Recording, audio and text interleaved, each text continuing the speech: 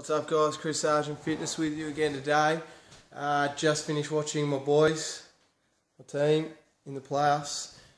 Just beat up the Raptors by about 30 points, so I was pretty happy with that. Game 1 of the finals, I think we've got a good chance this year. So if you're a Cavs fan, hit me up, get around us. Now, you'll notice I'm kind of just chilling out at the moment. That is because, unfortunately, it is a rest day. I know that sucks. I don't have much to give you guys for today. To be honest, I hate them. I hate rest days so much. I try not to have them often. When I do have them in my split, I will often skip them. Why am I doing it today? The reason being is I do believe there is some room for them at times. Okay, I do understand the science behind overtraining, things like that, and I do believe in all that, but in the same sense, I think if you're out there, you train hard, you work your ass off, whatever you do, you don't really want to and need to be having rest days very often, but you do need to read your body. So number one, if you want a rest day, you need to have that rest day.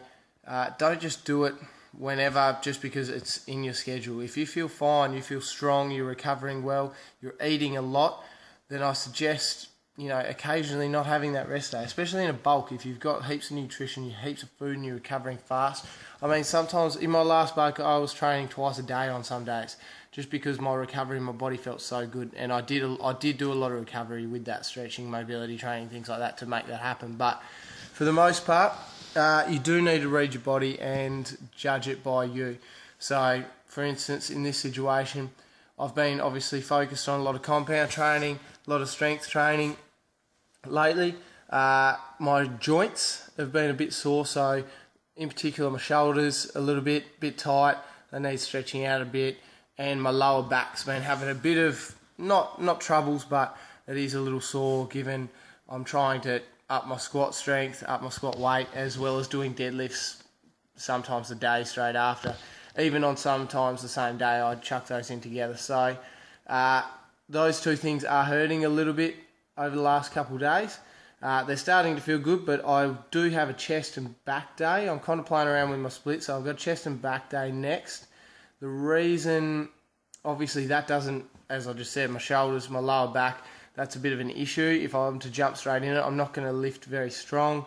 I'm going to be a bit sore, and I'll probably add to the problem and make it worse over time. So I'm judging it. I'm reading it today, and I'm saying, look, I need it. I'm pretty sore. It's been a while since I've had one, probably 10 days or so. So it's probably necessary, especially to give the parts that I'm working next a bit of a rest. So that's what I'm doing just today, focusing on uploads, watching my boys, as I said. And so tomorrow though, which will be after this, there'll be nothing else today. I'll film tomorrow's workout.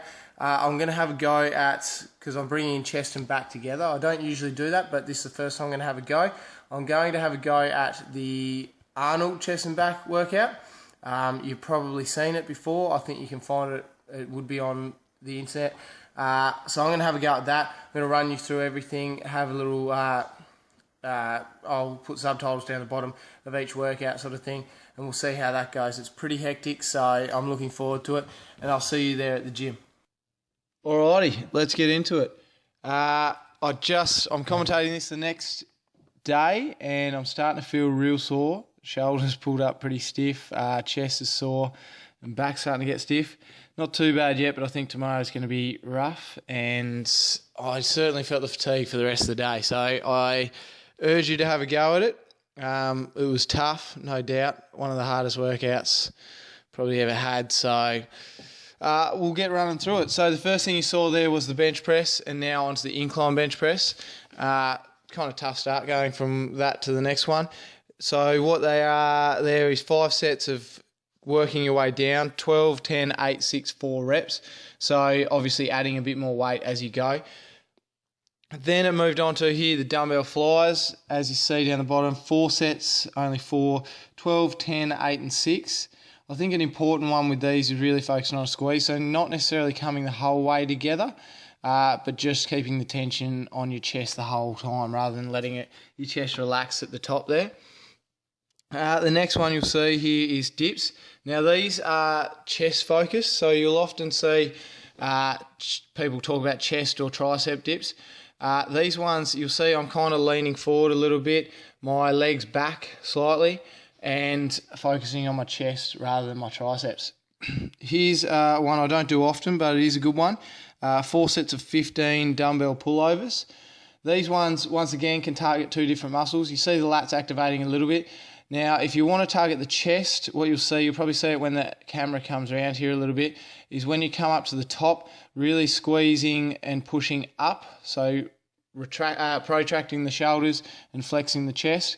Another tip I like to do with this one to make sure my chest's engaged the whole rep is by squeezing the outside of the dumbbell, so really trying to, almost like a fly, like pulling your hands together, resisting the dumbbell whilst also making the movement. That'll make sure it's activated the whole time. Next one, we moved on to back. So there was 5 chest exercises followed by 5 back exercises.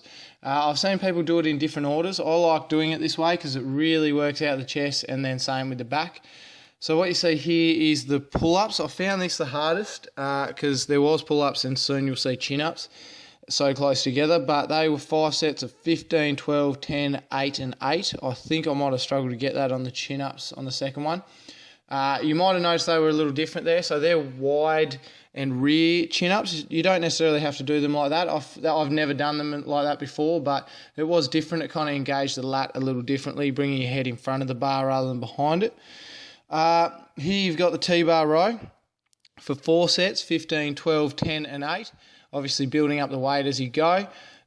Good exercise, I like that. I find it hits the upper traps good. Probably my second favourite exercise for upper traps outside of shrugs. Then move back to chin-ups, like I said, doing the same thing, 5 sets of 15, 12, 10, 8, 8. But obviously having a narrow underhand grip there, probably bringing your biceps in a little bit more. Second last exercise here is barbell rows. One of my go-to staples, really good to activate, and you'll finish here with 4 sets of 12, 12, 10, 10 on seated cable row. I tried to really squeeze tight. I leant forward and activated the lats a little bit just because that's one of Arnie's classics movements. Sometimes I'll try and take that lean out of it and just squeeze the traps and utilise those, but I thought I'd do it Arnie style because it is his workout. But yeah, guys, heavily suggest giving it a go. One of the toughest workouts I've ever had, and it just really hits your back and your chest, 2 big body parts. Finish up, absolutely smoked. Honest to God, probably the hardest session I've ever had. That's probably why Arnie's the greatest. But heavily suggest you giving it a go. And thanks for watching. I'll see you on the next one.